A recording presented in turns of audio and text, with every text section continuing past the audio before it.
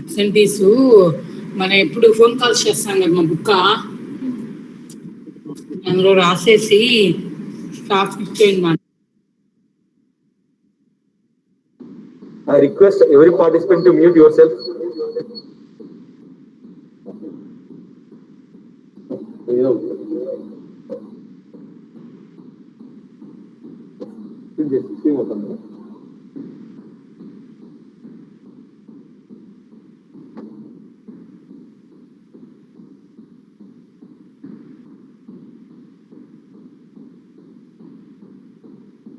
Within a couple of minutes, Rajshekhar sir is going to be present at handling the session.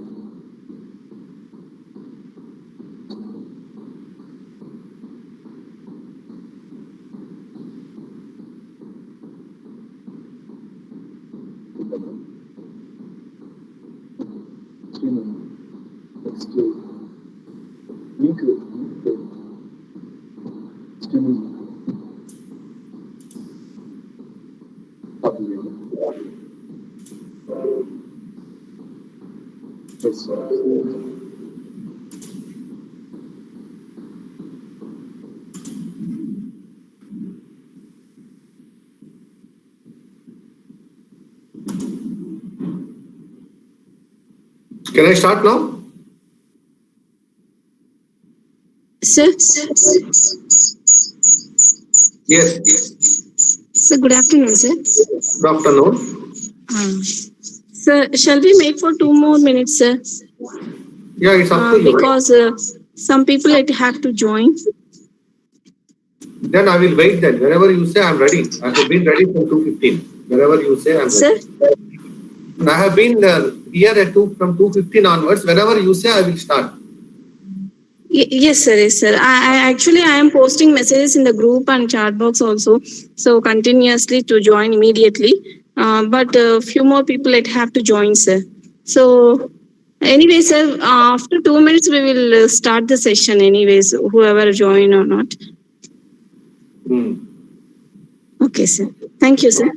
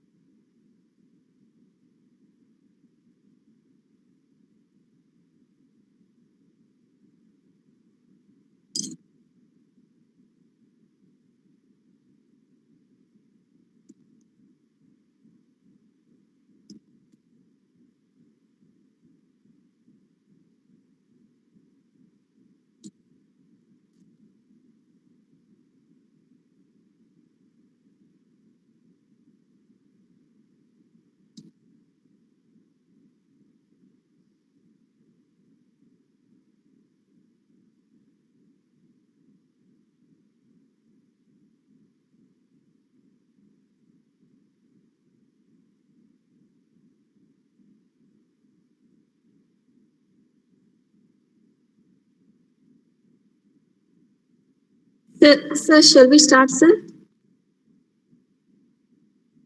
Yes, I am ready. Yes, sir. Yeah. Good afternoon. Good afternoon to all. Respected Professor Ballankonda Rajshekhar Garu, who is the Pro Vice Chancellor of University of Hyderabad, who is going to deliver his lecture on Introduction to Data Science and Data Analytics. We are very glad to have you here today, sir. Already, sir has briefed about the data analytics and emerging technologies that are there in e-commerce and what is the importance of MOOCs courses and how to cope up with the changes that are happening in the business and management. All that these touch-ups have been clearly explained by Rajshekar sir on today morning at the inaugural function. So we hope all of you, all the participants will have a good time with sir. Sir, I request I request Professor Rajshekar sir to deliver his lecture. Thank you, sir. Thank you, Varalakshmi. Are you able to see the screen? Yes, sir. Fine. In the morning session, just before lunch, you had a session on big data. So can any one of you say that, what did you get out of that session? What did you understand by that session? What did you understand from that session? Any one of you? Any one of the participants? What did you get out of that morning's lecture? 2-3 points from the session on big data. Yes, please, any one of you. Any one of the participants.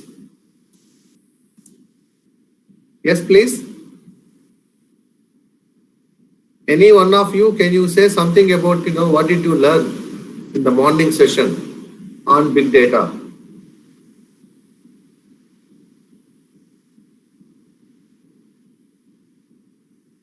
Big data need of the hour for today's competitive business environment. Big data technology. Big data technology can be defined as a software utility that is designed to analyze, process, and extract the information from an extremely complex and large data sets which the traditional data processing software could never be. Yeah. Anybody else? Anybody else? Data in various kind of formats. Then the heterogeneous data can be converted into the homogeneous data. Okay. By using the extraction, transformation, and loading concept. Okay, fine. Fine. Yeah, I will give you one inspiring story before I start the session. Today morning you had a session by Suresh Kandulapati. I don't know, in the introduction, just I was trying to listen to the introduction, but the kind of introduction was given about him was only speaking about his experience in the industry. But most of the teachers who are sitting in this session, which is, I can give you a kind of an inspiring story of Suresh. Suresh did his BSc Mathematics, Physics, Electronics. Then he appeared for ISET in Combined Andhra Pradesh. He got 400 rank. Then he joined JNTU Hyderabad as an MBA student. After his completion of MBA, he developed some interest in teaching. So he started teaching in MBA colleges. So after working for 4 or 5 years, he realized that he should do PhD. Then he appeared for PhD interview at University of Hyderabad. Then in the interview, we have asked him to come for full time if he is interested to do PhD. Then he agreed and he joined for PhD and he did PhD under my guidance. So 3 to 4 years he worked on his PhD, and interestingly that topic is not on business analytics or data analytics. It is any regular kind of a PhD topic that is on service quality in mobile telecom services.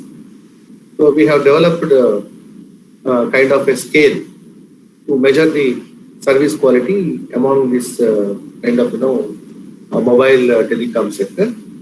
And in the process of doing this PhD, he developed a lot of interest in statistics, research methodology, data analysis, Excel, SPSS, because these are my core areas.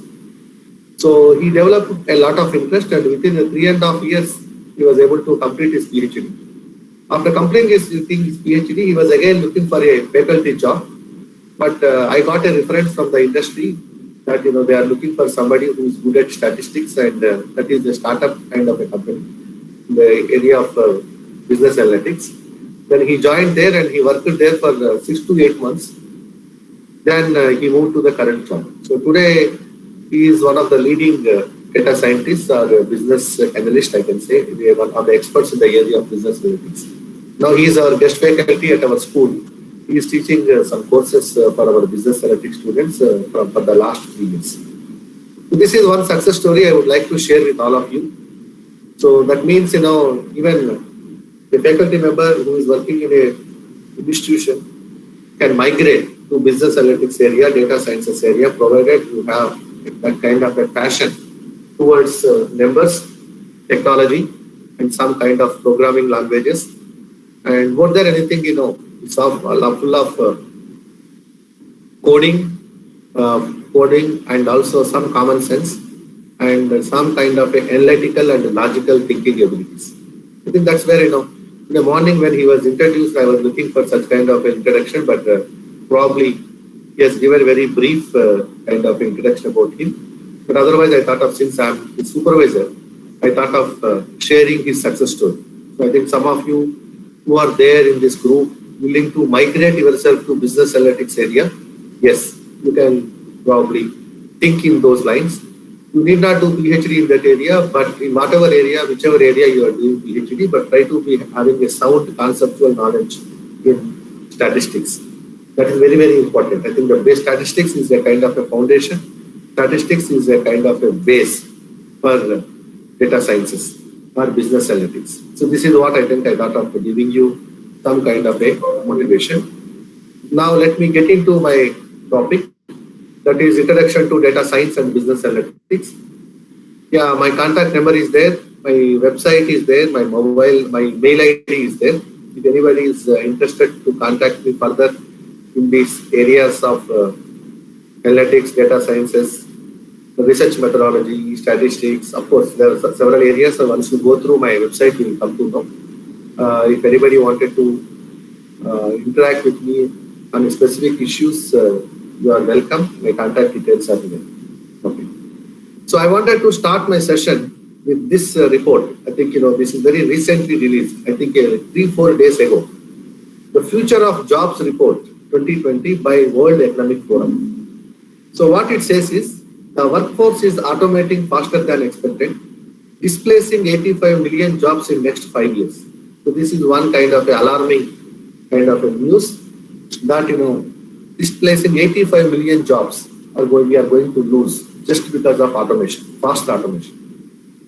The robot revolution will create 97 million new jobs. So 85 million jobs we are going to lose, 97 million new jobs, but communities most at risk from disruption will need support from business and government.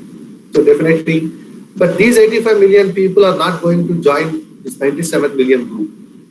But out of which some of them who are able to cope up with the change, updating themselves, upskilling themselves, reskilling themselves, they can probably get into that. But definitely, there are several communities will be at risk from disruption, will need support from business and governments.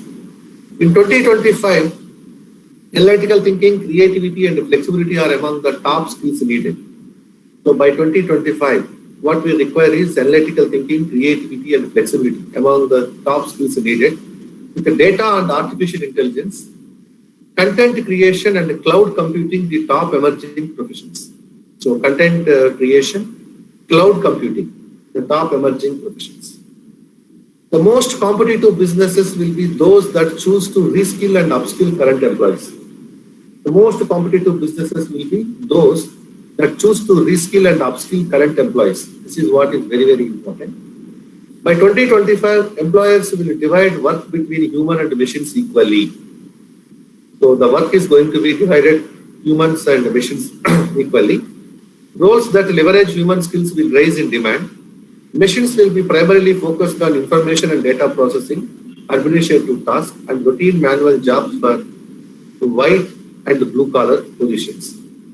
So the machines will primarily focus on information and data processing, administrative tasks and routine manual jobs for white and blue collar positions. This is going to be the scenario by 2025. We are at the end of 2020. Within another 5 years, I think we are going to see this kind of a scenario. And as it is said, analytical thinking is going to be a top skill. Creativity is going to be another top skill. Flexibility is going to be another top skill. And also the organizations which are going to upskill and reskill the people, those businesses are going to be most competitive. And as it is said, by 2025, the work will be divided equally between machines and human beings. So roles that leverage human skills will rise in demand. Machines will be primarily focused on information and data processing. Administrative tasks are routine manual jobs for white and blue collar positions. I think this is one important piece of information I would like to share. What will be the redundant jobs in India? What will be the redundant jobs in India? Administrative and executive secretaries, general and operations managers, assembly and factory workers, accounting, bookkeeping and payroll clerks, data entry clerks, accountants and auditors, architects and surveyors, human resources specialists, client information and customer service workers, business service and administration managers. I think these jobs are going to become redundant. It is not my version. This is the World Economic Forum based on their own survey. I think they said. The emerging jobs in India. AI and machine learning specialists, artificial intelligence and machine learning specialists, data analysts and scientists, information security analyst, Internet of Things specialist, big data specialist, project managers, fintech engineers, digital marketing and strategy specialist, software and application developers, business development professionals. I think these are the jobs which are going to emerge. But if you look at these jobs, the first one, second one, third one, fourth one, fifth one, and seventh one, almost this seven, even if you want 8 and 9, almost 80% of the jobs are revolving around data analytics, business analytics, data sciences, computers, technology, artificial intelligence, machine learning. So if you look at this kind of issues, it is very clear that 80% of the jobs are going to be in this area. So then imagine the kind of a training what we are providing to our students right now. With the given kind of a training and the given kind of a situation, all our surveys like NASCAM and others are saying that 80% of the MBAs are unemployable, 75% of engineering graduates are unemployable, 94% of MBAs are unemployable. This is what I think, kind of a feedback we are getting from various kinds of agencies.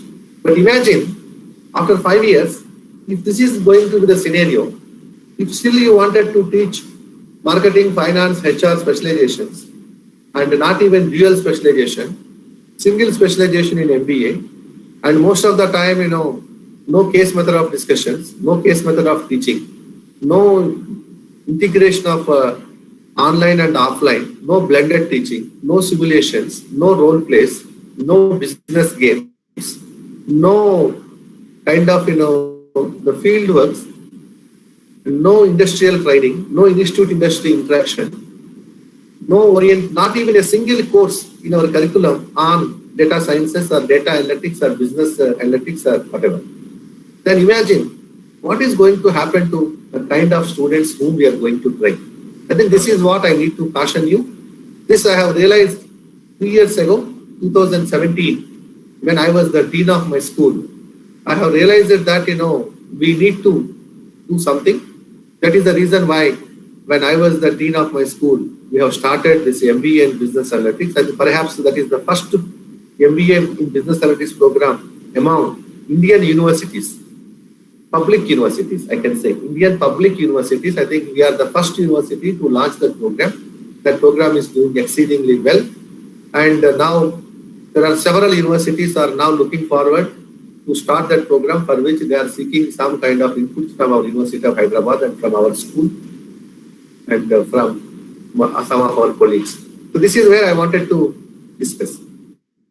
So even in electives also, Even in general MBA, we have a course in second semester, Introduction to Business Analytics.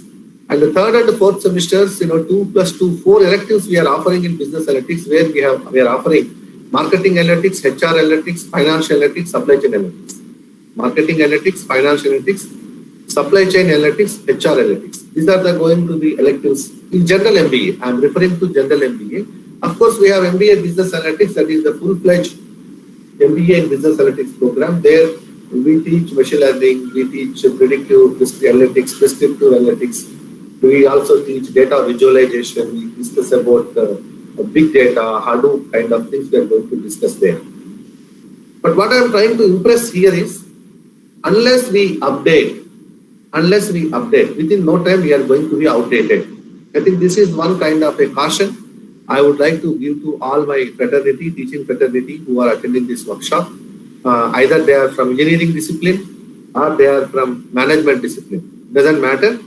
Even we are from computer science discipline, doesn't matter, any engineering. I think we need to integrate technology. I think this is going to be the scenario. May not be exactly the way it is mentioned here, but definitely most of the jobs are going to be taken away by AI kind of related things.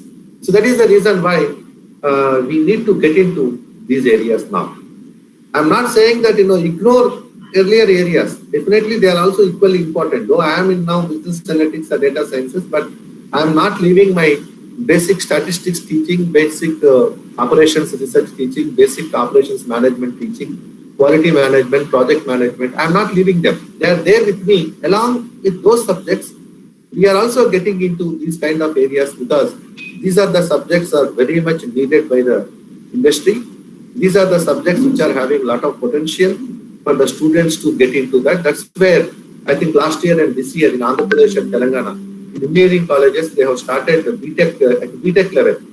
They have started IoT, they have started AI, artificial intelligence and IoT and data sciences. These are the kind of courses they have started. But one thing is we are worried that who are going to teach them, whether we have enough expertise to teach those courses and what kind of teaching we are going to make.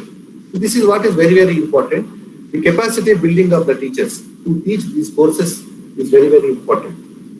Even in JNTUA Anantapur, they have started FinTech, and this year they are going to start the MBA in Business Analytics. But the biggest challenge what they are going to face now, what they are facing now, what they are going to face now is quality resource persons. The resource persons, who can deliver the content. So that's where, since fortunately we are in Hyderabad, we don't have any problem with the resources. We have several industries, several people available, and they are showing interest to come and deliver lectures and handle the classes.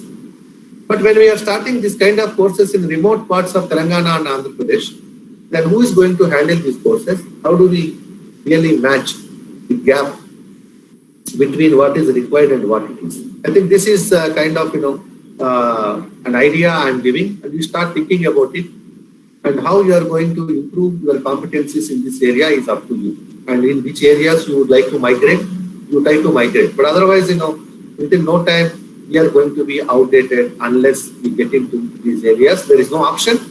There is no option. If you even wanted to go to industry, you need to know these things. Even if you wanted to continue in the teaching, you need to know these things. Even tomorrow you wanted to move from your existing institution to any premier institution, people will ask about these areas of specialization. Tomorrow, in the faculty recruitment notification, they will say MBA in data sciences, MBA in business analytics, PhD in the area of business analytics, PhD in the area of data sciences, or research publications in the area of data sciences, business analytics. These are the kind of notifications we are going to face. Tomorrow, once you go for interview, people will ask, do you know R programming? This is very, very important. Do you know R programming? This R programming is becoming more or less mandatory for analytics teaching. Can you teach statistics by using R programming? Can you teach statistics by using SPSS? Can you teach statistics by using Excel, MS Excel? If you say, no, I can teach only statistics by using the blackboard and the formula, then no, you may not have any opportunity. So try to, I think, whether it is operations research, can you use any softwares to solve? Can you do some simulations? So these are the kind of things, people are looking at. and try to be geared up. So then I think since my session is almost like a first session for today, I wanted to set the tone for the whole program. I was supposed to have session in the morning before lunch, but I had a class in the morning. That's where I prefer to have my class now. Otherwise, I would have taken my first session. There I wanted to give you all these insights so that you can really get motivated to migrate to different areas. This is what I wanted to tell you. Then the future of jobs, again, the current skills in focus of existing reskilling, upskilling programs. What we require is analytical thinking and innovation, active learning and learning strategies, leadership and social influence, critical thinking and analysis, technology design and programming, creativity, originality and initiative, complex problem solving, technology use, monitoring and control, resilience, stress tolerance and flexibility, quality control and safety awareness. So these are the various kinds of programs. I think the current skills in focus of existing reskilling and upskilling programs. I think we need to look at these things: analytical thinking and innovation, active learning and learning strategies, leadership and social influence, critical thinking and analysis, technology design and programming, creativity, originality and initiative, complex problem solving, technology use, monitoring and control, resilience, stress tolerance and flexibility, quality control and safety awareness. I think these are the areas we require. Okay, so this is what I think I thought of adding these kind of slides in the beginning to give you some kind of a orientation and motivation. And when we do research, we say something called need for the study, significance of the study. So somebody will ask you, what is the need for this kind of a workshop? What is the significance of this kind of a workshop? I think I have thought of justifying by giving you this kind of inputs.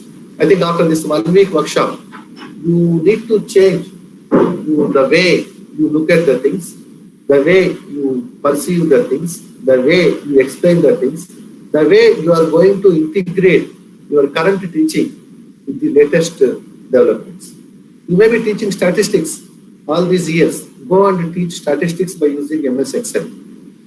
You may be teaching statistics with Excel. Now move to SPSS. You may be teaching with SPSS and Excel. Move towards R programming.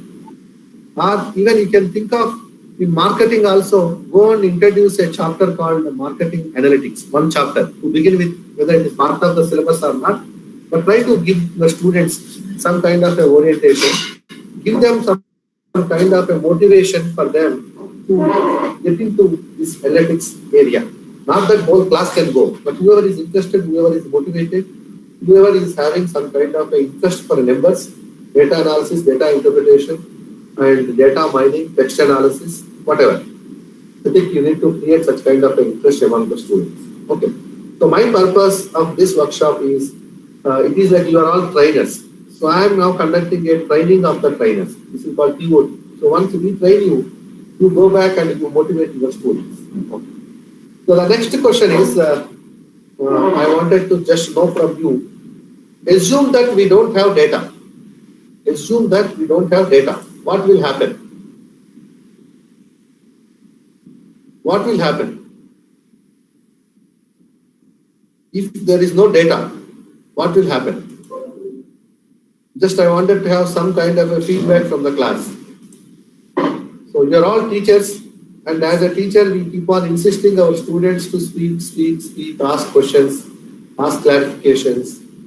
Whenever they are not following, they should stop the teacher and try to know the kind of responses. So when we have a student, I think you need to also empathize. If I am a student, how I will behave. And if I am a teacher, what I expect from my students. So now I would like to know from you, this is a kind of a thought-provoking question. Assume you don't have data. What will happen? If you don't have data, what will happen?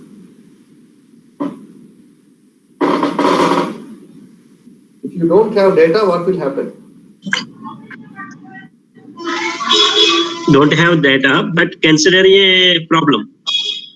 Okay. Or consider a incident. Then based on, then we extend the process. Okay. Okay. So somebody said that without data, no decision can be taken.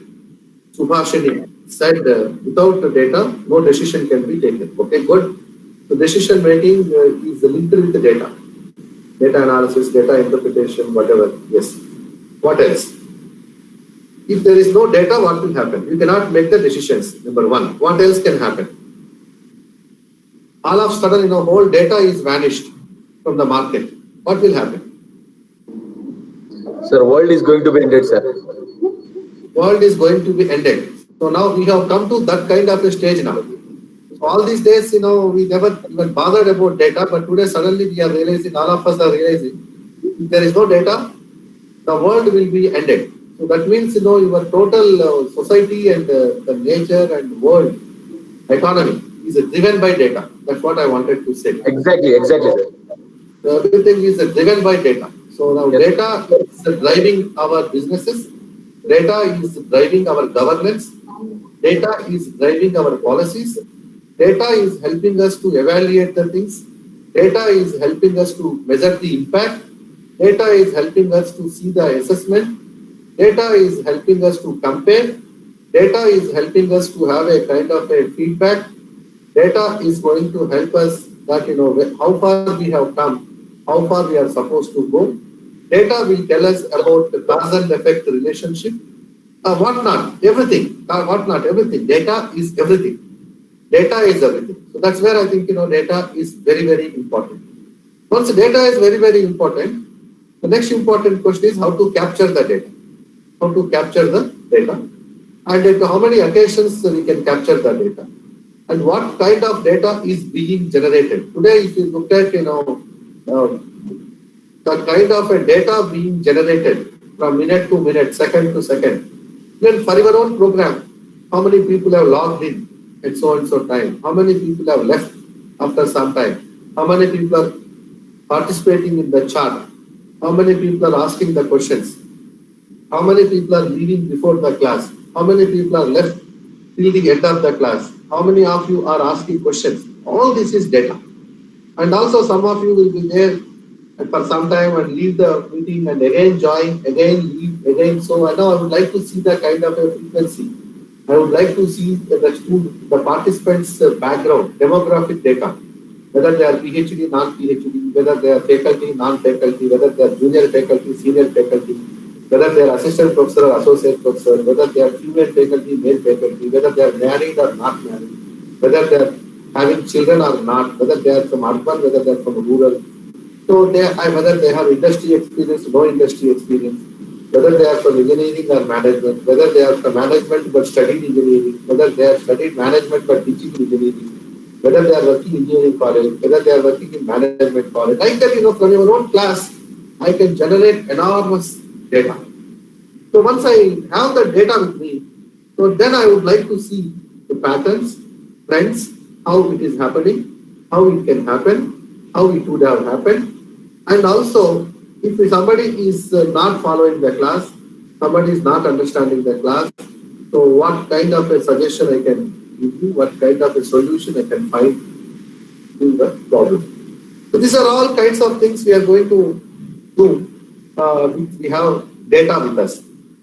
For example, take sales data. So why do we require sales data?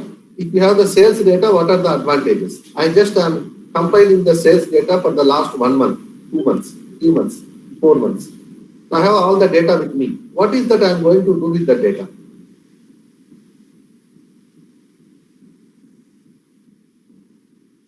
Yes, what is that I am going to do with the data? I have collected the data for the last 2, 3, 4 months about the sales, whatever sales I have. So what is that I am going to do with that? What is that I can do with the data? So we can predict the future sales.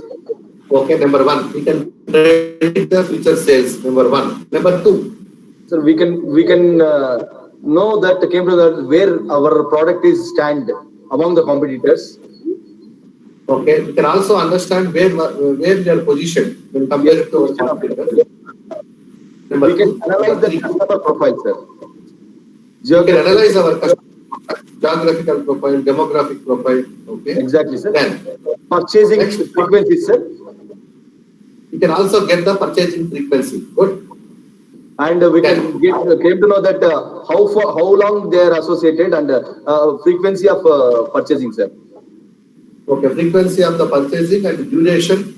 How long they are associated with us, how loyal they are to our kind of a shop, our brand, our product.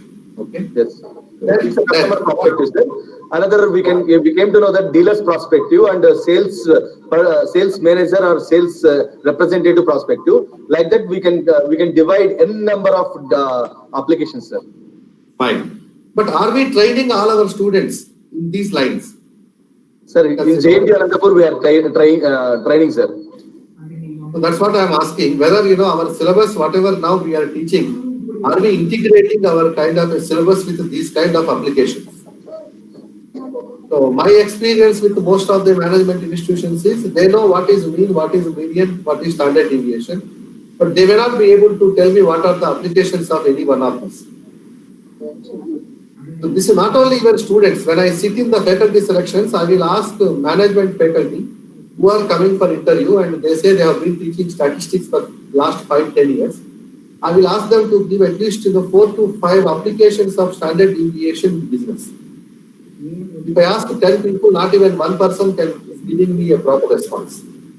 So this is one kind of an issue I think we need to understand. That is lacking. That is lacking in our teaching. So when we discuss about data, now the way now we said, I think then immediately we have to take a data set. Immediately you have to take a data set and of 200, 300, 400, 500 values, and you try to make all possible interpretations and try to tell them what are the trends, what are the patterns, how we can predict, what kind of models we can use. All these things, we are going to teach the student. That is what I think, So now assume we don't have data, there is nothing. So to a given situation, so for example, take telecom provider like Airtel, what kind of a data they are generating? What kind of data they are generating? Or even take, maybe the flight operators, what kind of data they are generating? Even regarding COVID, what kind of data we have been seeing for the last 9 months across the globe, what kind of data we are having, and I don't know even how to analyze the data. The next important question is how do we validate the data? How do we validate the data? So once data is given to us, how do we validate the data? Sometimes, how do I purify the data? Data purification, data validation. So given the data, how I'm going to do that? When I'm saying data, don't be misled. The data is only quantitative. It also can be qualitative. So once we are given a qualitative data, how do I make the analysis? How do I make the interpretation? How do I use various kinds of tools? What we are going to do. So how can we answer these questions? What movies customers would like to watch? What movies customers would like to watch? What movies to order and how many? Who are our best customers? When a customer is likely to jump ship and go to a competitor, what is the best criteria that predicts success when hiring a new PhD student who could become a faculty member? What is the one thing that will improve a lawyer's chances to win a case? What are some questions one can answer with a loyalty card? What is the number one reason for the success of a baseball player? So today when we look at our cricket match, you can see a kind of a data being generated, ball to ball, speed, kind of a direction, strike rate, speed, fielding, runs, catch, buys. Even if you take a simple cricket match for 1 hour or 2 hours, like a 2020 match or whatever, so you should be able to generate a huge data. So here, generation of the data is one part, and analysis of the data is second part. In between the collection and analysis, preparation of the data, that preparation will take care of the purification and also checking for reliability, checking for validity, and so many other things are going to happen. So I think, if there is no data, we may not be able to answer these questions. For example, tomorrow there will be a movie. I think, a movie is made by a producer. Like, Ram Gopal Verma is the popular director come producer. Assuming that Ram Gopal Verma made a movie on virus. So now he has to make a decision whether to release that movie on the OTT platform or in a movie theater. One decision he is supposed to make. Or even he wanted to sell to OTT. Now, which OTT is going to buy it? For example, I am Amazon Prime, or I am Netflix, I am AHA. So whether to buy this movie or not, then I think I require some kind of data. Unless I have such kind of a data, you may not be able to make a decision. Take Book My Show. Book My Show is also generating huge data. Amazon is generating huge data. Flipkart is generating huge data.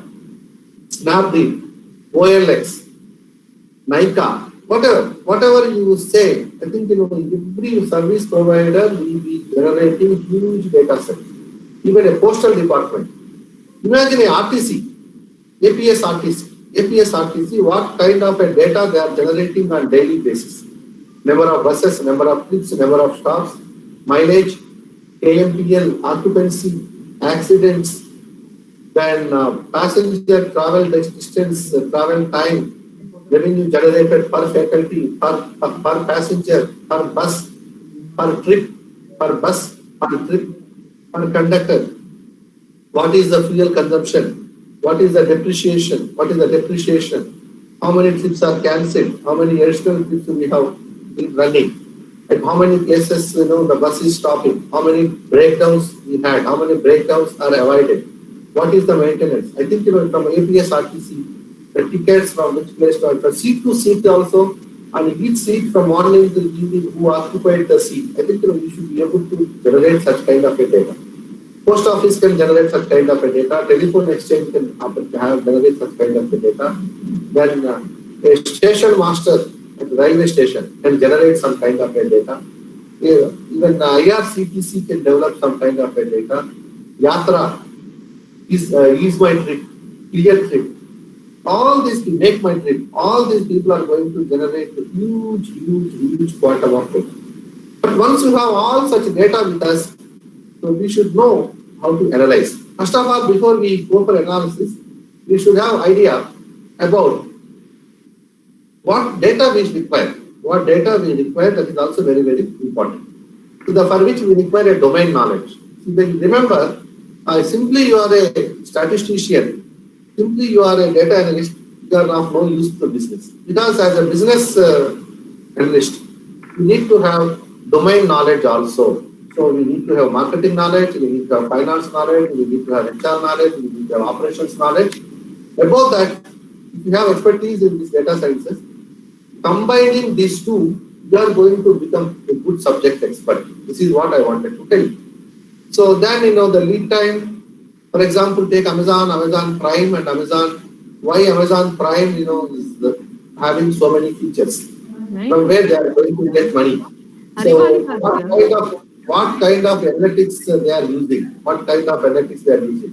For that matter, Google, what kind of a data Google is generating from minute to minute, even fraction of seconds. The search engine, the whole search engine, how much data is captured across the globe. Several crores of people are accessing Google at any given point in time. Then they can link what kind of things they are searching for, how much time they are there in the net, and what are they searching, what are the relevant things, related things they are searching, what not. Set the data. Okay. To answer all these questions, we require data. Okay. So there is no doubt about the relevance of the data. There is no doubt about applications of data into business. So in a simple sentence, I can say, today our business is driven by data. Today our business decisions are based on data. So that's where data has become very important, and it's a part and parcel. I think all of you can mute your mics. I'm hearing some noise from some participants. Please mute your mics. Okay. The next important question what I'm trying to ask you is, what is data science? So had it been face-to-face class, I would have asked you so many questions and we would have had a wonderful interaction discussion. After that, I'm feeling, this teaching to the system is like, it's a one-way communication. There's no way that, I can ask you to participate. It's very difficult to do that, but still anyway. So what is data science? Data science is the field of study that combines domain expertise, programming skills, and the knowledge of mathematics and statistics to extract meaningful insights from data. So data science is the field of study that combines domain expertise, just now I told you, programming skills, and the knowledge of mathematics and statistics to extract meaningful insights from the data. Data science is all about creativity. So because I give you the same data to all of you. So for example, in this particular group, there are some 50, 60, 70 participants will be there. So I will give all of you a 1 lakh data set, 1 lakh data set of the customers. So what do we do with that? I give you bank customers data. Now you tell me, in a bank customers data, what are the kinds of questions what are the kind of attributes I can have?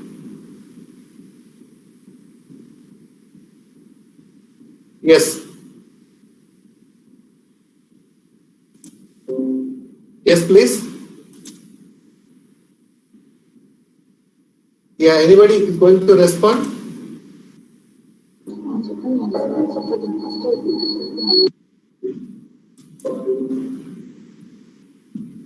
Okay. So now, if I give you a kind of a bank data, what kind of attributes we are going to have in that bank customer data? First of all, savings account and the current account. Okay, savings account. Type of account. Type of account. And the gender of the customer. Okay, demographic profile. That is all. Demographic profile, we take care of the entire data for them. Okay. And the area of resident. Area, geographic also, I think we can club there. In demographic data, we can also demographic and geographic data. Geographic and demographic data. That is taken care. Next. Average balance maintained at bank, sir. Okay, average balance maintained. And types of accounts which is linked to bank, like demat account or recurring deposit. Okay, fine. So I think we can say, as somebody said, what is the minimum balance, maximum balance, monthly average balance, credit, debit, per transaction, how many transactions they make, how much money they have credited, how much money they have debited, what is the cost of the credit for each transaction, debit for each transaction, then whether they have insurance, whether they have credit card, whether they have mutual funds, whether they have a locker facility. Then if I want, I would like to see what is their income, what is their family size, and do they have any education loan, do they have any house loan, do they have any vehicle loan, and their civil score, whether that fellow has been defaulter any time, whether how many accounts that fellow has in our branch or different branches in our bank, how many accounts the family is having, what kind of a relationship we can maintain with that fellow. I think, lot more things we can collect from this customer data. And this data, once we get it and we keep on getting that data and internet banking, whether this fellow has internet banking, whether this fellow has mobile banking, whether that fellow is using only a kind of a face-to-face banking. He or she is not comfortable with online banking, internet banking, mobile banking. So today I think, ATM usage, and per transaction, how much money they are withdrawing, number of visits to the ATM, number of visits to the bank, and any gold they have taken loan on any gold, whether they have mortgaged any of their properties, whether they have taken education loan for their children, education loan for self. I think, I can generate so much of information, and once I have that information, again I need to have some kind of an idea how I'm going to analyze that. And somebody was asking what is Amazon and what is Amazon Prime. So Amazon is a typical thing, and Amazon, whatever e-commerce platform, Amazon Prime is this is for a premier customers, and if you have to pay some $999 per year. So then you get Amazon Prime Access. With Amazon Prime Access, number one, you have access to Amazon Prime, all their videos, movies, pictures, whatever, shows and other things. Number two, you have 24 hours delivery, sometimes same day delivery, and you will be given a lot of priority. That is second kind of advantage. The third kind of advantage is if everybody is going to come to know about offers tomorrow or day after, you will come to know 1 or 2 days before others are going to come to know about the offers. So then who can be a premier customer? Last month you must have seen during Dasara and Diwali season, some banks also offered the EMI facility on debit card without any balance. Without any balance in the account, though you don't have enough balance, but they have offered the EMI facility to the debit card holders. But it is not given to everybody. It is only given to a select few. Then what is the criteria? How to evolve such kind of a criteria for that? Sometimes banks also going to give overdraft facility. So how to identify such kind of a customers for whom we can give overdraft facility? I think these are the kind of decisions we are supposed to make based on the availability of the data, the nature of transactions, and whether that fellow has defaulted any time, whatever. Yeah. The goal of data science is to get insights and trends by analyzing diverse data sets, which give you a competitive advantage to business. I think the goal of data science is to get insights and trends. We need to get some insights and trends by analyzing diverse data sets. So when we have a diverse data sets, which give you a competitive advantage to business. So ultimately, at the end of the day, we would like to capture the customer, capture the market, we would like to improve the market share, we would like to improve the profit, we would like to feel our presence felt everywhere, we need to come out with a wonderful strategies, whatnot. So for example, today in Hyderabad, yesterday there was a kind of advertisement by Aparna Builders, Aparna Housing. So they have given, from 1st of January, the rate for each square feet is 4,300, but up to 31st of December, it is 4,200. So 100 less now. But when I am going for such kind of a proposal, how much I am going to improve my business? So that means I need to develop some kind of a relationship by reducing my SFT rate by 50 rupees. How many customers I am going to add, or how many of my customers are going to buy the product by looking at this SFT reduction. Sometimes I give 1+1 offer, 1+2 offer, 2+2 offer. Then if you go for a factory outlet of Louis, Philip and Van Heusen or Peter England, I think they will say 4+4 offer, 4+5 offer, 4+10 offer, 4+6 offer. Like that, they have their own kinds of things. So they are trying to look at how we can give this kind of offers, whom I should give the offer. And for example, take Apollo kind of a pharmacy. So they would like to probably do some kind of a door service to deliver the medicines. So if I do the door service, am I going to home delivery? Am I going to improve my business? If we are not going to improve the business and we are doing the home delivery, we are going to incur the extra cost of delivering products, medicines at home. Or maybe initially you may not be able to make any profit, but in the long term, I think you may be able to get the profit because people look at your service and instead of they are coming to the hospital, you have met a shop, you are coming to their home and trying to distribute the medicines. So this is how all these kinds of predictions. So for example, I am going to start a medical shop in a particular new locality. Then what would be the possible sales I am going to have? How much time it will take for me to break even? What would be the payback period? I think, what would be the customer base? These are all kinds of, questions, one need to ask, and there should be a kind of a reason why it is not kind of, responded. So that's where I think, we should also try to understand what could be the possibilities. So it is the most important component of analytics. The objective of the data science component of analytics is to identify the most appropriate statistical machine learning algorithm that is best based on a measure of accuracy. So when you are going to predict something, for example, today we are going to have this virus for COVID, corona. So then what would be the reliability?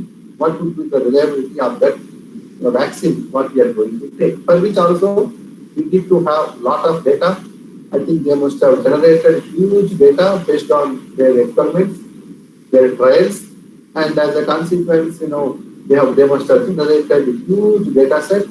Based on that data set, not only for this vaccine, I think they must have gathered the information for various vaccines and the recovery rate and success rate, failure rate. Based on that, so when the people were speaking about the release of vaccine by the end of December, everybody was very suspecting that it's not that easy. The earlier experience says it takes 3 or 4 years to get the virus vaccine and so on. But today, the scientists have proved our estimations wrong. In spite of all these limitations, they are able to release the vaccine by this month end. So more or less they are planning to do by this year end or month end. But what I am trying to tell you is the accuracy. When you are trying to predict something, when you are building a model, I think you need to have such kind of accuracy. So the objective of the data science component of analytics is to identify the most appropriate statistical machine learning algorithm that is best based on a measure of accuracy. Usually several models are developed for solving the problem using different techniques, and a few models may be chosen for deployment. So if I give the same problem to 5 of you, 4 of you, 10 of you, 10 of you are coming with the 10 different models. But not all the models are equally efficient. So first of all, we need to also have some knowledge about when you are having multiple models, how do I check what is the best model? Evaluation of the model, that is also equally important. So we are now at the end of the day, given the data, we are trying to develop a kind of a robust model. The next important thing is, why do we need data science? So lots of data are being collected and stored in data warehouses. It's the web data, e-commerce data, financial transactions, bank transactions, credit transactions, online trading, online purchasing, social network. Social network, I think if you take Facebook. So what kind of analytics we can do? I don't know, in future, the PhD dissertations could be like this. The data analytics in Facebook, data analytics in WhatsApp, data analytics in Twitter. So I think, in future, I think, we are going to have such kind of a huge data sets, and based on that, we are trying to make some kind of a policy decisions. Our internet usage, the mobile data usage, that itself is going to be very interesting data. So how long you are on your mobile, number one. Number two, how long in your mobile the data is on, data is off, and how many occasions you are using free Wi-Fi, and how many occasions you are using paid Wi-Fi, and also how the pattern of recharging the balance. And you are a postpaid customer, what is your pattern of spending? And you are a postpaid or prepaid, how it's going to happen? Or even if you take an example of a credit card, so based on the credit card, you can generate huge data once you are analyzing the data, and you are trying to see one point of transaction, and also international purchase, and also the whole expenditure, whatever we have. We try to see that on which areas people are spending more on credit card, and is there any kind of a link between their designation, their salary, and all other parameters are going to influence. Income tax department, I think, what kind of data they are generating from day to morning to evening. That is how I think, there is no exception. Every sector, whatever sector you look at, I think, there is a huge set of data. So the companies need to use data to run and grow their businesses. I think, today if I wanted to run my business, I think I need to use the data. The fundamental goal of data science is to help companies make a quicker and better business decisions, which can enable them to gain better market share and industry leadership. So if you wanted to become industry leader, I think you need to have data. People who is having more data, I think, even I can give you one simple example. Why this PK, Prashant Kishore, is so popular. Prashant Kishore is so popular because he is very good at data, and he has his own organization. And for your information, he is hiring a lot of IIM graduates and IIT graduates who are good at data sciences into this organization by paying huge salaries. So their job is continuously monitoring the public, and even when the people are coming to a public meeting and they are now capturing the videos and looking at the facial expressions, and based on that they are now trying to look at the strategy.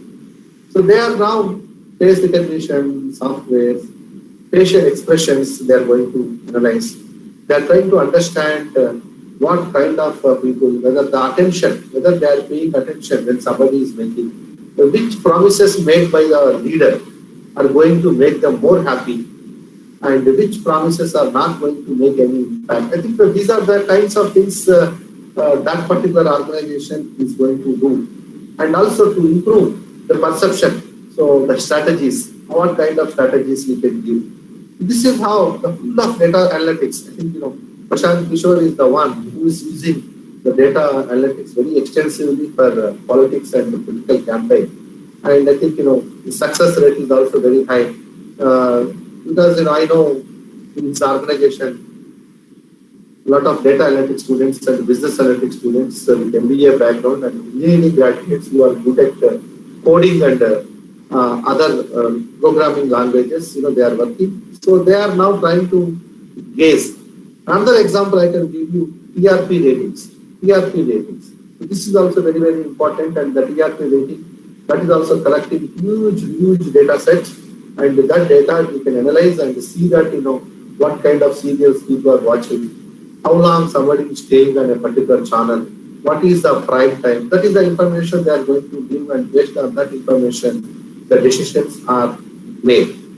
So like airport, like railway station, like visa sanctioning agency, embassies, and whatever, airports, toll gates. Toll gates also, I think, if you capture the data, there would be a lot of trends and patterns. I think, all these things will help us to improve our market share, better profit, and good industry leadership. Besides, it can help them to take tactical approaches to be competitive and sustain in difficult situations. I think once you have this data, you can take tactical approaches, you can to be a competitive and sustain in difficult situations. And organizations of all sizes are adapting to a data-driven approach with advanced data analytics being the basis of change. The examples of why organizations use data science is Netflix. Netflix analyzes watching patterns to understand what drives user interest and uses the information to make decisions on their next production series. So what kind of series they must produce, what kind of serials people are watching, which age group people are watching what kind of things.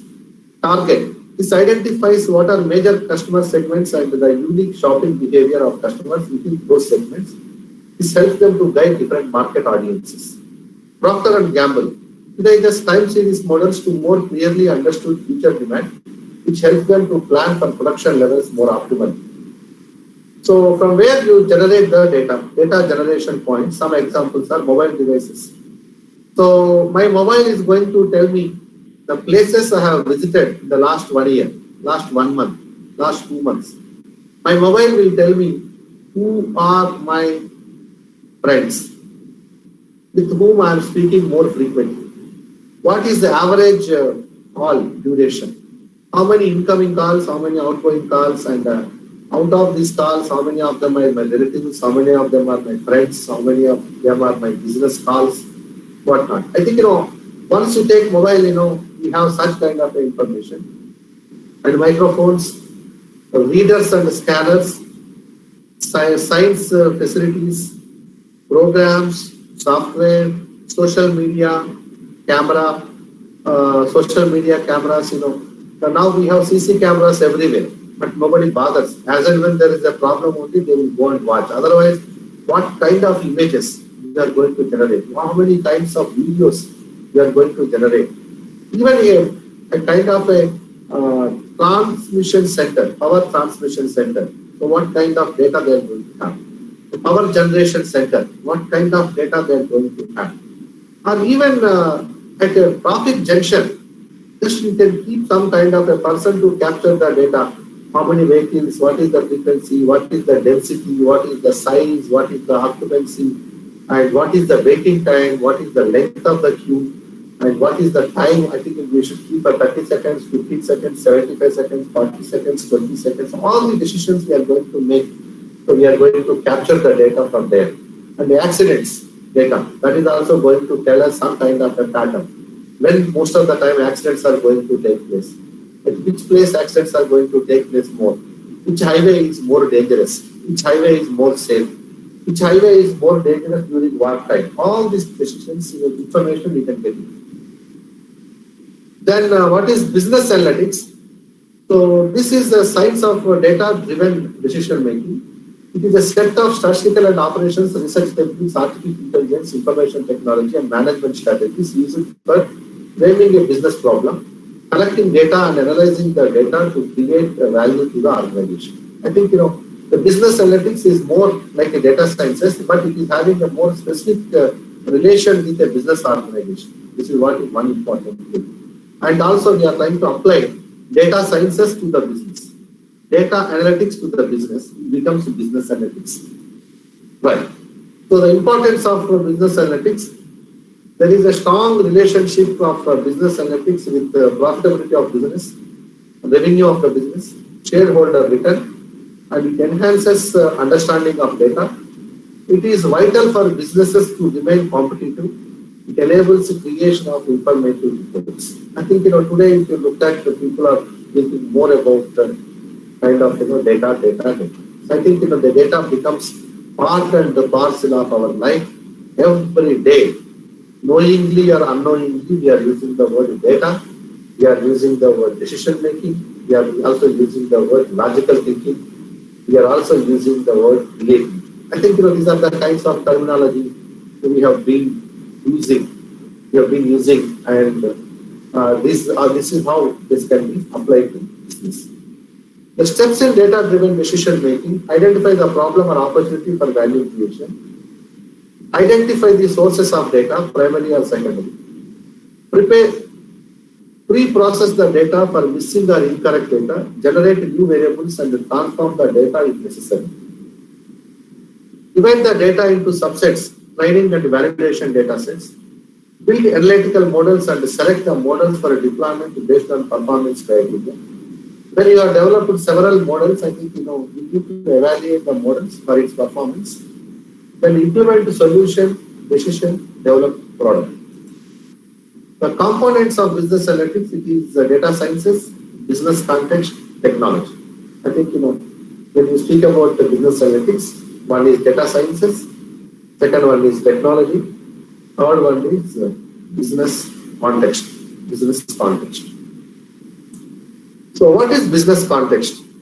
In analytics, knowledge of business context is important for the ability to ask the right questions to start the analytics project. So unless you have the domain knowledge, you may not be able to ask good questions. If you are a software developer, I think all of us who are participating, all of us who are now participating in this program are basically coming from education sector and teaching. So for us, whatever happens from the entry of the student to exit of the student, you know the flowchart, you know the kind of links, strong links, weak links, and what are the areas we are supposed to concentrate on. But you have a lot of knowledge, domain knowledge about higher education, domain knowledge about the college, but you do not have any knowledge about analytics. And another fellow who is very good at programming, coding, analytics and everything, but that fellow may not have any idea about economics. So both of you cannot do a better job because the first fellow lacking technical skills, second fellow is lacking business skills, domain skills. I think the combination of these two sitting together can make a better solution.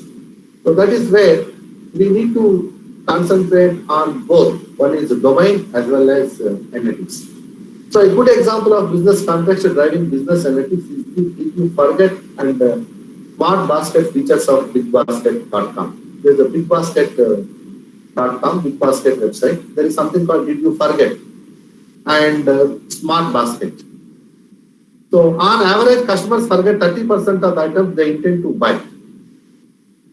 Forgetfulness can have a significant cost impact for the online grocery store. Did you forget feature reminds the customer of the items he may have forgotten to order. So when you wanted to buy the things, you keep on buying the things, but at the end you can see that there will be suggestions based on your past purchase. They will say. Sometimes you buy tea powder. So at the end they can say the people who bought the tea powder also bought the following: milk powder, coffee powder, sugar. So that even if you forgot, that is what I think if you look at Amazon kind of things. So when you buy the phone, then they will say that there will be suggestions. So what are the suggestions they will give? They will give earphones. They will give power bank. They will give the case for the mobile. So these are the kinds of things they are going to suggest us. That is how we are going to add on several things to our existing requirement. So this did you forget feature reminds the customer of the items he or she may have forgotten to order.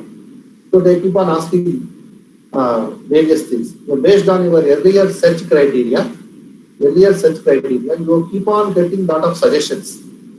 So if I wanted to know what is the rate of interest for personal loan, that is what I type in Excel, in Google. And within 10 minutes, I keep on getting mails, personal loan from Bajaj Finance, personal loan from HDFC, personal loan from so and so. And after some time, you keep on getting the call. So in a way, it is advantage and positive. In a way, it is a nuisance. That is a different story, because every day afternoon, at 2 o'clock to 2 to 3 o'clock or 2 to 4 o'clock, you keep on getting a lot of promotional calls. So in a way, it is good that so that even really you are looking for some money, suddenly there is a call saying that you are approved with a personal loan of some 2 lakh rupees. Something like that, they make some random calls. Sometimes based on your search criteria, so they try to capture that information. And if you are looking at, other day I was looking for something for, the good universities for public policy in abroad. Then I started getting various kinds of mails about the public policy program. I think, this is one kind of a option. Then online customers order several items each time, searching for which may be a cumbersome task, especially on a smartphone. So BigBasket created a smart basket consisting of items the customer is likely to buy, reducing the time required to place an order. For example, I would like to buy grocery next month. So whatever items I bought last time, the same items list will be suggested to you. Now you have an option to keep it or delete it. So that's it. So that you need not really worry about it. So you just make an exhaustive list of possible items and based on your requirement. But at the same time, you are a vegetarian person. You should not get suggestions about non-veg.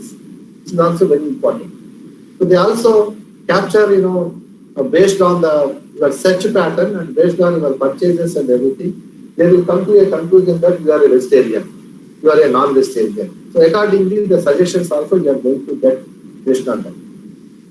So the next one is technology. ID is used for data capture, data storage, data preparation, data analysis, and data streaming. Today, most data is unstructured in the form of images, text, voice, video, click, stream, to name a few.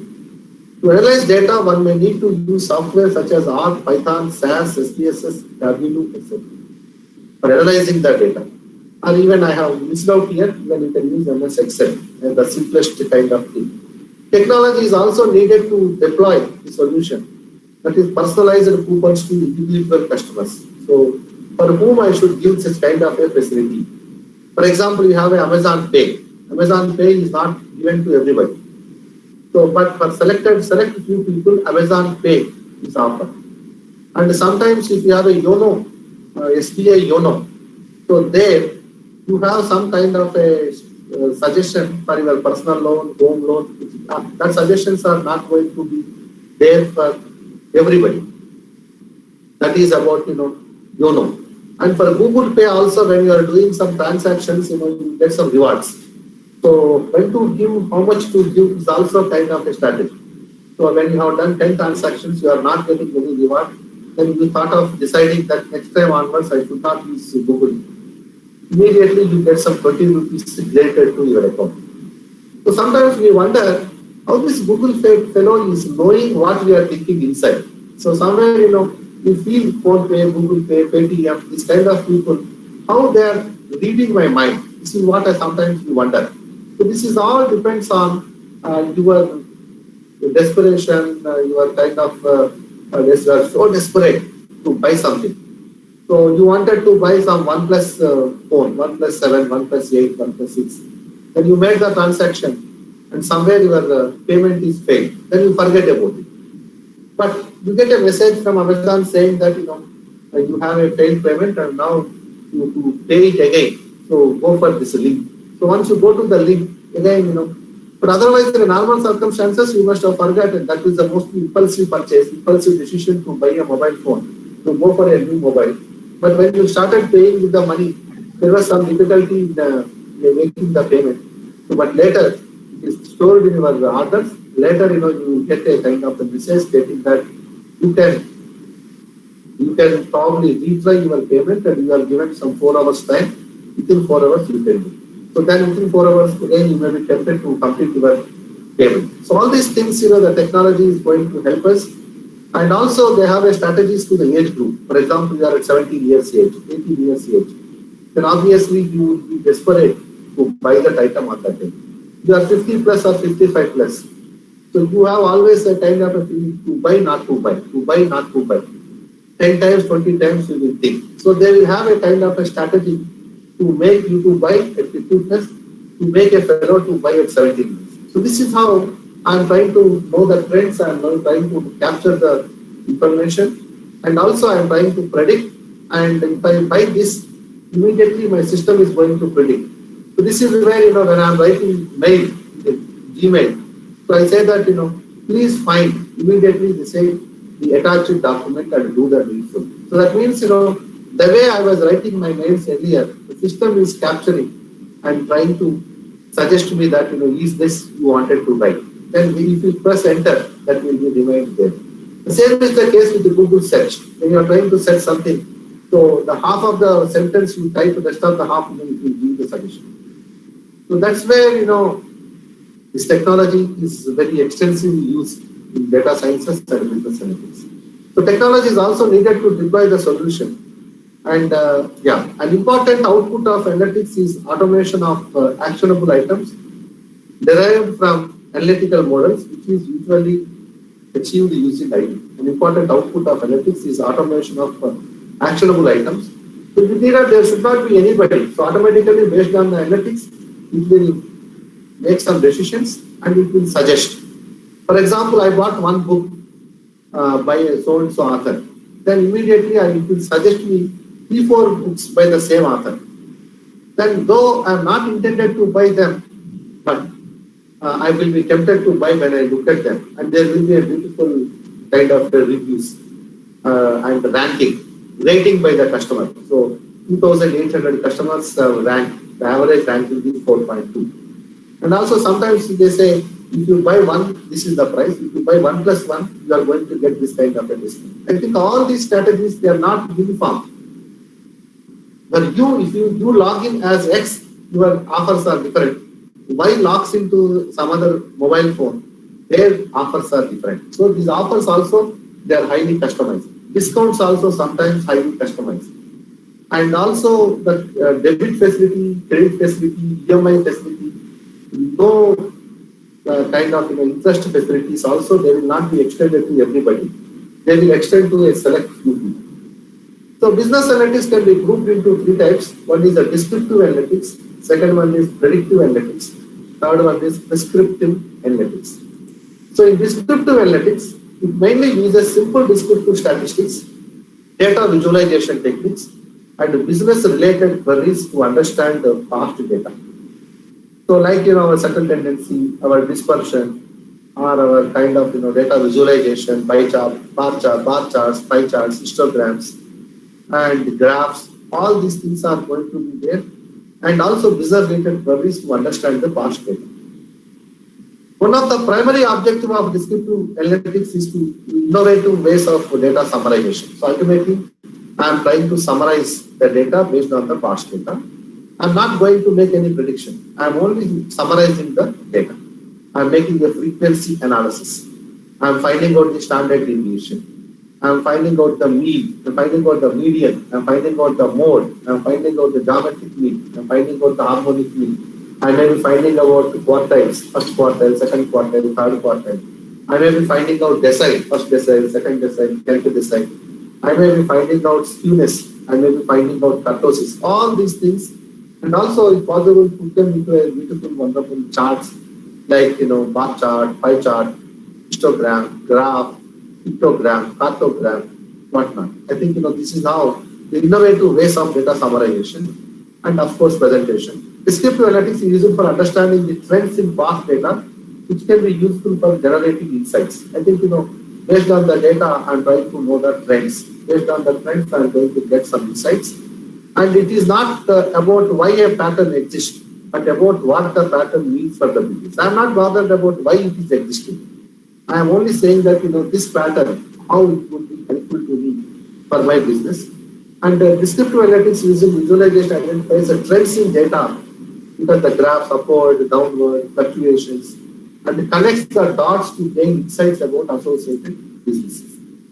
Edward Tufte, in his book, The Visual Display of Quantitative Information, demonstrated how innovative visuals can be used to effectively communicate data. Google search keywords are used to predict demand for different apparel styles, jewelry, footwear, and so on to understand demand trends. These trends help retailers take better decisions regarding procurement and inventory planning. The most searched thing on the internet, if you know that, and if you start promoting that because you are into that business, you may be able to make, for example, people are now keep on asking a question, how to make samosa, how to make jalebi, such kind of questions. I think, if you make some kind of a analysis, this question is mostly asked by somebody. So if you are able to write a book, how to make samosa, or if you make a video, how to make samosa, how to make jalebi. So I think, you should be able to get more views. So where do I get more views? I think, I'll come to know from this kind of analytics. The next one is, predictive analytics. In the analytics capability maturity model, predictive analytics comes after the descriptive analytics and is the most important analytics capability. It aims to predict the probability of occurrence of future events, such as forecasting demand for products and services, customer churn, employee attrition, loan defaults, fraudulent transactions, insurance claims, and stock market fluctuations. I think, this is the crux of our business analytics. The predictive analytics is the kind of a crux of it. So it is going to predict the future business, future sales, future supplies, future customer loyalty, customer switching, employee attrition, loan defaulters, fraudulent transactions, insurance claim, and the stock market fluctuations. So while descriptive analytics is used for finding what has happened in the past, predictive analytics is used for predicting what is likely to happen in the future. So based on the past data, I am using this predictive analytics to predict the future. The ability to predict a future event such as an economic slowdown, a sudden surge, decline in a commodities price, which customer is likely to churn, what will be the total claim from auto insurance customer, how long a patient is likely to stay in a hospital, and so on, will help an organization plan their future course of action. So when a customer comes with all his medical data, so based on that, I should be able to predict how many days this customer is going to stay with me. And if I perform a surgery on this customer, what is the probability that my surgery is going to be successful? Anecdotal evidence suggests that predictive analytics is the most frequently used type of analytics across several industries. So predictive analytic applications, a German company, Polyphonic HMI, developed a model called Hit Song Science to predict whether a song will be successful in the market. Flightcaster is an application which uses predictive analytics to predict flight delays. Flightcaster can predict your probability of delay 6 hours before the airline or any other app notifies you. The next one is HP, Hewlett Packard. they developed something called fight risk score to identify which employee is likely to leave. So if an employee is important for the organization, they can interview. Amazon uses predictive analytics to recommend products to their customers. It is reported that 35% of the Amazon sales are achieved through their recommender system. So that is how predictive analytics are there. The third one is prescriptive analytics. It is the highest level of analytics capability which is used for choosing optimal actions once an organization gains insights through descriptive and predictive analytics. So this is kind of a prescription. This is the course of action, choosing optimal action. It assists users in finding the optimal solution to a problem or in making the right choice decision among the several alternatives. Operations research techniques from the code of prescriptive analytics, OR. Statistics is for the first two, that is descriptive and predictive. And operations research is for prescriptive. So this is assisting the users finding the optimal solution to a problem or in making the right choice or decision among several alternatives.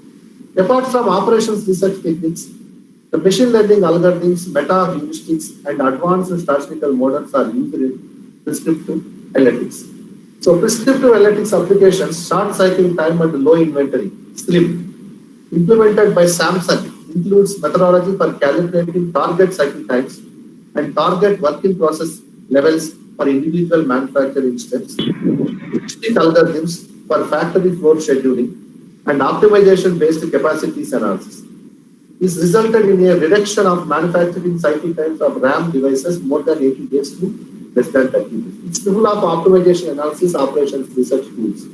Akshay Patra midday meal routing and transportation algorithm, Amruta, was developed to solve the vehicle routing problem, which is resulted in annual savings of $75,000 US. So this is the prescriptive analytics. Okay, so I think there are a lot more to discuss because this is all the stuff we are going to discuss in first class of business analytics and data sciences. So I will stop here, and the rest of the things you are going to learn in our future. This remaining 5 days from I think from now onwards we are going to have various sessions. Each session is going to tell you about something.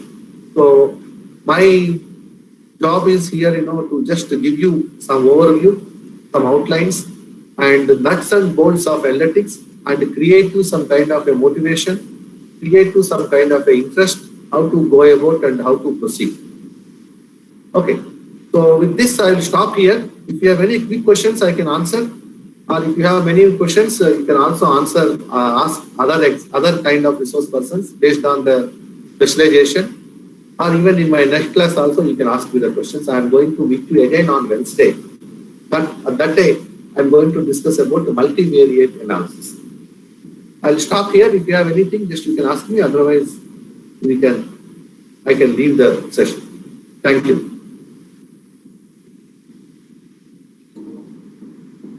Hello, sir.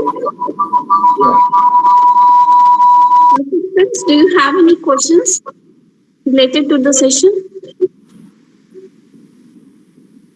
Participants, do you have any queries related to the session?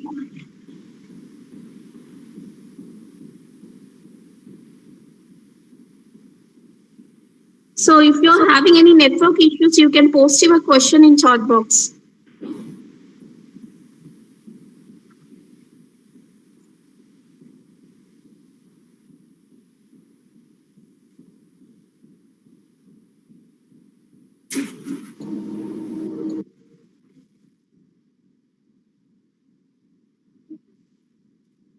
Participants, if you have any questions, please post them in the chat box.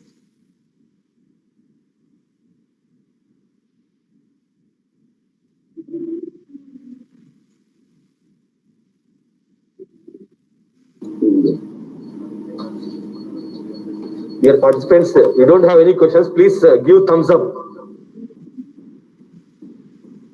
There is no questions, give me thumbs up in the chat box.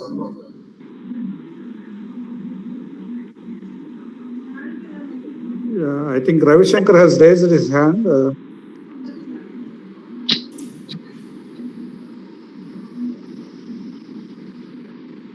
Sir, Ravishankar sir, you need to unmute yourself and post your question. Not posting. He just thumbs up he's showing, not in chat box. In the video he's showing.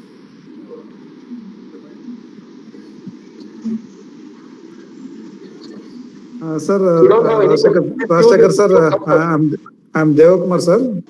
Yes, sir. Please. Sir, thank you, sir. Thank you for the excellent session, sir. You have given all overview of complete subject of data analytics and importance of it and classification of it. Really, it has thrown a light on even for people who are not at all knowing the subject at all. So you have started with the best examples, and you have quoted a lot of industry examples, and it has given thought-provoking, and it has motivated really all the faculty, and you have opened a great opportunity for all the teachers also to convert them, to shift to industry also, as there is a opportunity. Really, in these tough times, those who are talented and having passion, really, you have shown a best way for their excellent careers. Really, it's a good opportunity, sir. So I think at least faculty members who are good at the technologies, especially statistics, based technologies, and programming techniques, really they're having greatest opportunities. And I think some of you can take up as a freelance project also, and or you can go for a consultancy also if you are having all these things. Really, it's a great insight, sir. So it was quite interesting for me also. Maybe Thank you, sir. Thank you. Thank you, sir. Yeah, it's my pleasure. Thank you for your sparing your time, sir. Really, out of your busy schedule, you have shown a lot of love and affection towards our institution. As and when we request, you are coming forward and extending your time. We are very much thankful for you, sir.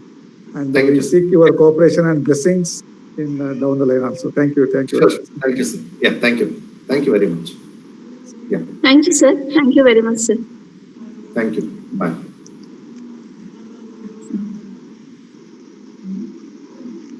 Participants, the next session will start at 4 o'clock sharp. The next session will be taken by Dr. Airala Lokanatha Reddy sir. So please join the session at 4 o'clock sharp.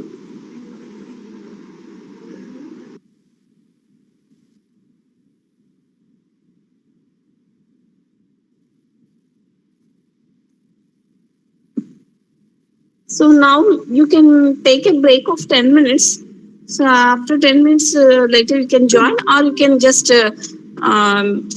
continue with the meeting also. No problem.